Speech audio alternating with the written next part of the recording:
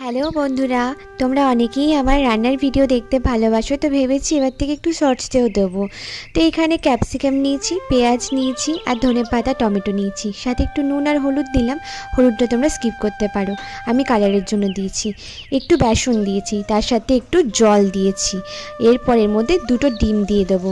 হ্যাঁ, আজকে আমি একটুখানি টোস্টের মতনই বানাবো, কিন্তু একটু আলাদা, খেতে কিন্তু খুব ভালো হয়। আর এটা বাচ্চাদেরকেও দিতে পারো। প্লাস এটা আমি বানাচ্ছি হচ্ছে প্রীতমের জন্য।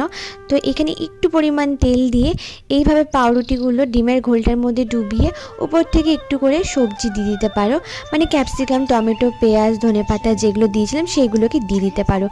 একদম হালকা হাতে করে এটাকে এপিট ওপিট করে ভেজে নেবে। লো ফ্লেমে প্রথমে ভাজবে, তারপরে হাই ফ্লেমে একটুখানি কড়া করে ভেজে নেবে। টিফিনের জন্য এটা বেশ হেলদি একটা রেসিপি, ট্রাই করতে পারো। আর এই ভিডিওটা ভালো লাগলে অবশ্যই একটা লাইক দিয়ে যেও। টাটা।